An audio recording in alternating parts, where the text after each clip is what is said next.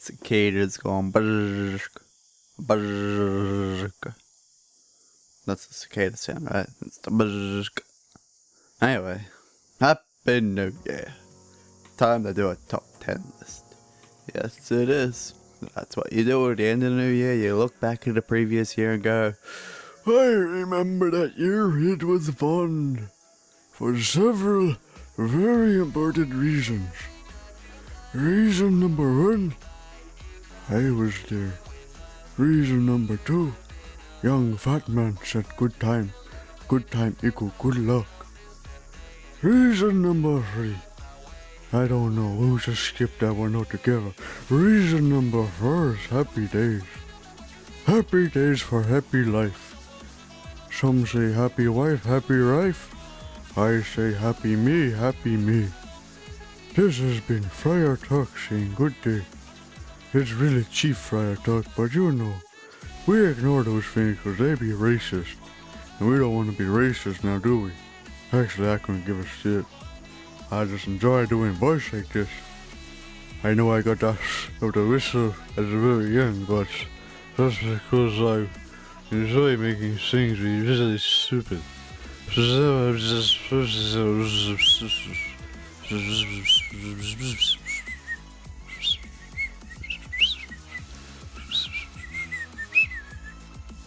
think I'm getting off topic.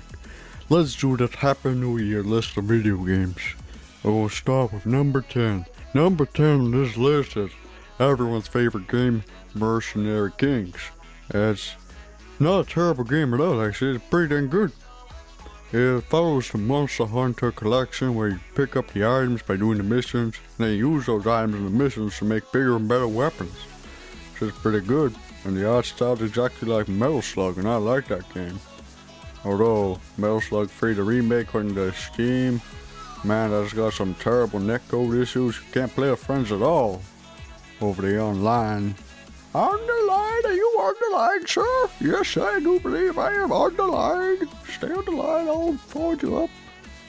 But, you know, it was a good game for the time. You know, no games were coming out, so playing that was good. Fun by myself. There was multiplayer, but I never got to do it. None of my friends had the game, and it was just fun to play. Number 9. A new game that came out less than a month ago, which I had a chance to play. I haven't had a chance to play fully yet, you know. I'm not going to deny that, but it doesn't deny that it needs to be on the list. The Talos Principle, which I assume everyone's going to forget about by next year. I'm sure they even forgot about it this year because it came out so late. But, you know, it fills that important gap that we always miss with Portal. It's a little bit of a puzzle game and, you know, fun. Wacky humor, interesting lore that's in all, you know, the computers. I wouldn't mind, you know, properly sitting down and playing it, but, you know, I haven't had the time. Number 8, Shovel Knight. This game should be on everyone's top games of 2014 list because it's showing us how to do it. Hey, Kris. Yeah, Kris. And NES hasn't been, you know, making games for that console in 20 years. Then why did they make Shovel Knight? No one knows. No one knows. It's just perfecting graphics that we couldn't give a shit about 6 years ago, so.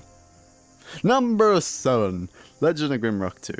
I wouldn't normally put this game on a list of good games, but, you know, it's pretty much just DLC for the original Legend of Grimrock, but, you know, on a new engine, it had some pretty sweet multi-pathing puzzles where you can just do whichever puzzles you want to start instead of having to go in a linear line, which is really nice.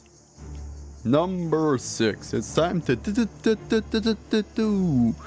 Yu-Gi-Oh! Well, actually it's Hearthstone, now let's face it. It's a pretty addicting card game. Ain't gonna lie, much better than playing online with Yu-Gi-Oh! Where everyone fucking cheats. I mean, they're all like, I'm gonna have 15 blue-eyes white dragons in the first turn. Fucking fair, right? No, it ain't fair at all. Motherfucking hacking cheater. Ain't no one likes that. Number 5. You know what? This year's been pretty shit. Half of my games on this list are either remakes or, you know, remakes. It's pretty goddamn shit, this whole bullshit. I honestly can't believe that I'm putting Binding of Isaac Rebirth as number 5 on this 2014 games list. That shows how bad the games have been this year.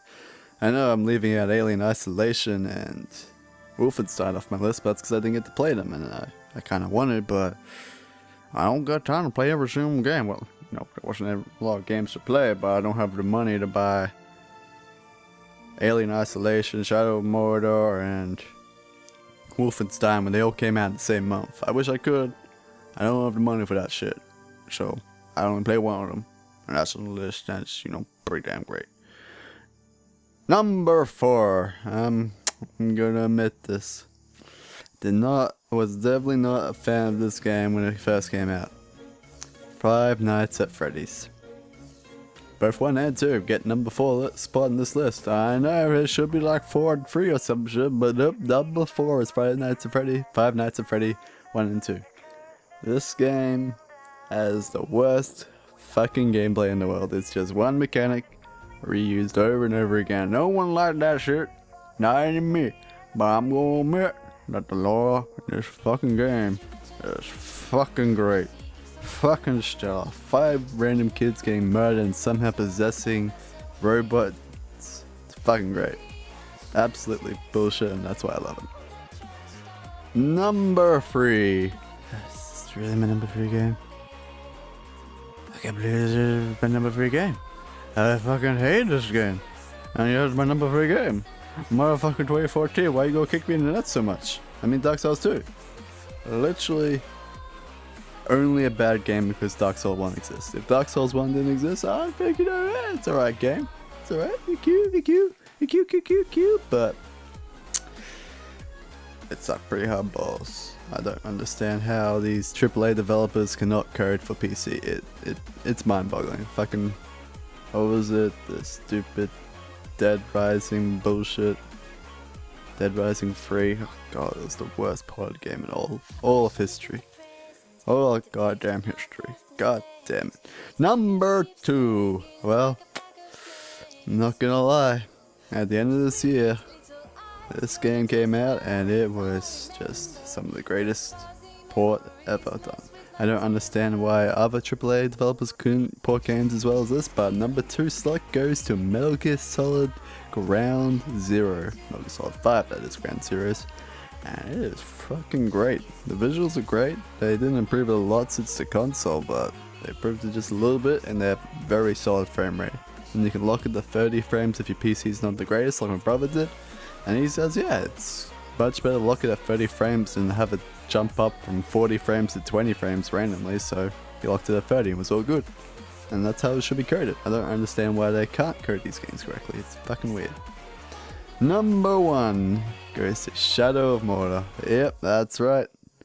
The best dog game is Shadow of Mordor. Now that's saying something. But the reason why it's the best goddamn game is because it's the only game that's properly shown off what next gen titles can actually do. It can just do things well. It's not about graphics anymore, it's about convenience. And that's what this game has in spades. It is the most conveniently designed game, and it is fucking great for it. The ability to do those walk and talk sequences without actually having to hold down the analog stick, it's fucking great. I love it. And that's GOAT.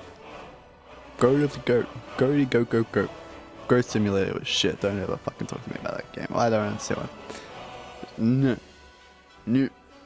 Anyway, well, thank you guys for watching my videos. Hope to keep making them in 2015. And Skywind, goddamn, you let me download you again. I don't understand why you fucking deleted the fucking beta.